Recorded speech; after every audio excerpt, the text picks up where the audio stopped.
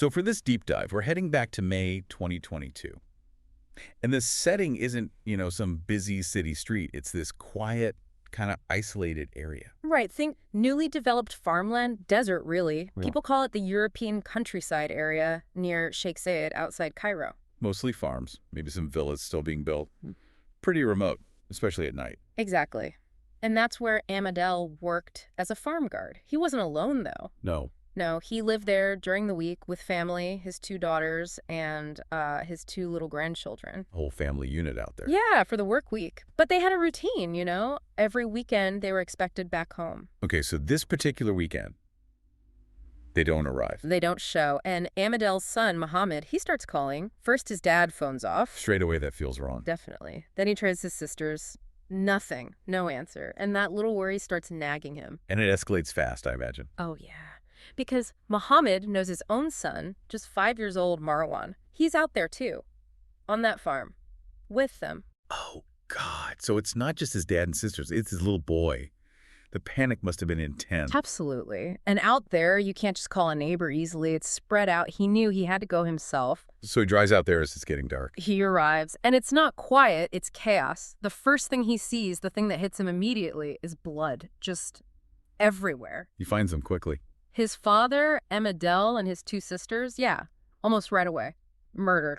Stabbed multiple times. It's clearly overkill, pure rage. And the weapon. There's a bloody knife just lying there near them. But his search, it wasn't over. The children were still missing. Marwan and his niece. His 5-year-old son, Marwan, and his 7-year-old niece, Shad. And this is where it gets almost unbearable. How did he find them? He finds them. The evidence suggests they ran. They tried to hide. Marwan was found. Well, he was found near a tree, suggesting he was trying to escape. Shad was found among the crops. Both slaughtered. The killer hunted them down. Children. 5 members of one family. Wiped out. It's staggering. Unimaginable. So, the police arrive. What do they make of this? It's not a robbery gone wrong. No, not at all. The security forces get there fast. I mean, the report itself is so bizarre. 5 people killed like this, it demands a massive response. And the location immediately presents problems, right? Big problems. Like you said, isolated desert area, no witnesses nearby. And crucially, no CCTV, no cameras anywhere. So forensics are everything at this point. Everything. They knew right away this case would hang on what the criminal investigation team could find at the scene on the bodies themselves. Let's talk about that initial forensic work. What did they find? What was the immediate direction? Well, the team was thorough. Fingerprints, physical evidence collection, the usual. But the nature of the attack, that sheer brutality. Multiple stab wounds, the way they were killed. Exactly. Consensus was immediate. This wasn't random violence. It wasn't about theft. This was personal, deeply personal. It felt like revenge. And then they found something specific. Yes. On Hannah, the elder daughter, she was 25. The medical examiner found signs she'd been assaulted or there was an attempt. Her clothes were torn. But she fought back. Fiercely. And this is the key. Under her fingernails, skin traces, DNA. Wow. So she scratched her attacker. Exactly. Which tells the police 2 critical things. 1, she fought hard. 2, the killer didn't walk away clean. He would have injuries, visible ones. That's huge. They know it's revenge, and they know the killer is likely wounded, probably scratched on the face or hands. Precisely. It gives them a very specific thing to look for. So that massive initial sweep, interviewing over 150 people, it suddenly got much, much narrower. Is zeroed in quickly. Very quickly. On 2 men. Both were known to be in the area around the time of the murders, and both disappeared right after. Who were they? First, Hannah's ex-husband. Remember, his own daughter, 7-year-old Shad, was one of the victims. Okay, that's complex. And the second? A man named Atef Mahmoud Al-Saidi. He was actually the tenant renting the farm, and more importantly, he was considered a close friend of Adel, the grandfather. So, the ex-husband first. They must have questioned him intensely. They did. But it quickly felt like a dead end, a red herring almost.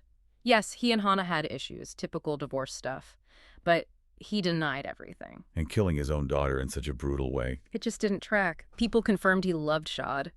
The sheer scale and brutality of killing everyone, including his child, didn't fit the profile of a custody dispute gone bad. Right, it feels different. If it was just about Hannah, maybe, but everyone, even the kids. Exactly. The police were looking for a different kind of motive, something deeper than spousal anger. They needed someone with access, maybe a powerful sense of being wronged, and someone who vanished. Which leads them squarely to Atef Al-Saidi, the tenant, the friend. Yes. They tracked him down pretty fast, back to his hometown in Sohag. And when they found him, The suspicion solidified instantly. He had injuries, a clear wound on his neck, scratches, cuts on his face. He looked like he'd just been in a fight. the scratches Hana left. It certainly looked that way, and Wow. you can bet the investigators used that during the interrogation. How do they approach it? Masterfully, it seems. They didn't just ask, how'd you get those scratches? They went straight at him. They likely said, we know Hana fought back. We have DNA from under her nails. It's yours. Applying direct pressure with the forensic evidence. Exactly. Confronting him with proof they believed was irrefutable. And apparently it worked. Faced with that, Atef confessed. He told them everything. And the truth is just devastating, isn't it? This Atef Al-Saidi, he's 60 years old, a fruit merchant. Yes, and not just some random tenant. He was, by all accounts, a very close friend of Amadel. He had rented the farm just 5 months before. Wait, he rented the farm and brought the family there. Yes. It looked like an act of friendship, helping Amadel out, giving the family a place to live and work, that closeness, that trust. That's what made it all possible. So what was his motive then? Why betray them like this? Over those months, he developed feelings, an infatuation for Hana, the elder daughter. He knew she was divorced. She made advances. And she rejected him? Repeatedly, clearly, unequivocally. No means no. But he didn't stop there. No. He actually proposed marriage to her. At 60, to his friend's 25-year-old daughter who'd already rejected him. Yes. And Amadel, the father, was furious. He refused point blank. Not just the age gap, but because Hana herself had made it crystal clear she did not consent. She didn't want this. How did Atef take that rejection? Catastrophically. For him, it wasn't just no. It was a public humiliation, delivered by his friend, his employee. He felt his honor, his pride, kramta icharathat, as they say, was shattered. So it wasn't about love or even lust anymore. It was wounded pride, revenge. Precisely. The plan shifted. It wasn't just about forcing himself on Hana anymore. It was about destroying Amadel's honor by assaulting his daughter. And because they all knew him. He couldn't leave witnesses. Anyone who could point the finger at him had to die. The plan became total elimination. How did he actually plan to do it? It was chillingly premeditated. He went to the farm that day bringing drugs. Two kinds. Yeah. A general sedative, probably mixed into food or drink for the whole family, just to knock them out, make them groggy. But for Hana and her younger 17-year-old sister, he had something else. Stronger. Much stronger. A high-dose veterinary tranquilizer. The kind used for dogs, large animals. He mixed that specifically into juice for the two sisters, intending to make them completely unconscious. And the family. They trusted him. Completely. He's their friend, the guy who helped them get set up there. They took the drinks, the food, without a second thought. But it didn't go exactly to plan. No. Hana. She didn't completely succumb to the tranquilizer. Maybe the dose wasn't quite right. Maybe her body resisted. We don't know. But she wasn't fully unconscious. So when he made his move... When Atef tried to assault her, she woke up, she screamed, and she fought back with everything she had. That's when she scratched him. And the screams woke up her father. Adel, yeah. He was drugged, groggy from the general sedative, but hearing his daughter scream like that, instinct took over. He ran to help her. Which signed his death warrant. And everyone else's. Atef, realizing he's been seen, that his plan is exposed, panics. He pulls out the knife he brought. He came prepared for violence. Absolutely. Amadel, weakened by the drug, didn't stand a chance. Atef stabbed him, chest and stomach, then killed him. And then turned back to Hana. Yes. With absolute malice, she was the cause of his humiliation, the one who fought back.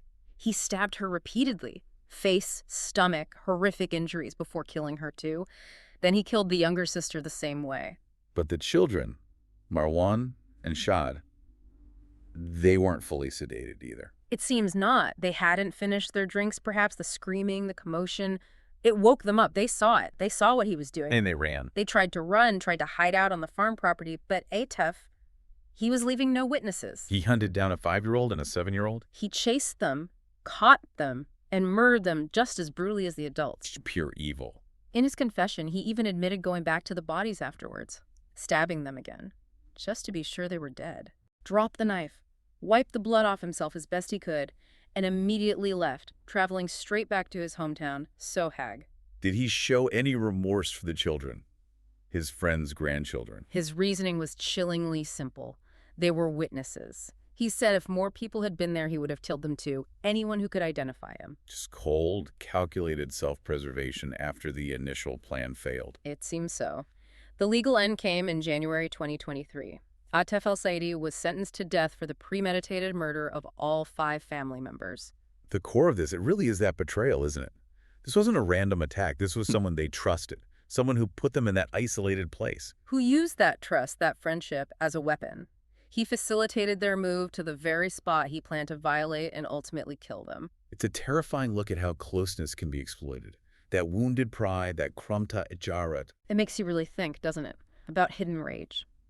How a perceived slight, a deep narcissistic injury, could fester into something so monstrous, the calculated destruction of a whole family, children included, just to cover up the shame of a planned humiliation that went wrong. That transformation from friend to destroyer, that level of betrayal rooted in wounded ego. It's profoundly disturbing. Leaves you wondering what darkness can hide behind a familiar face.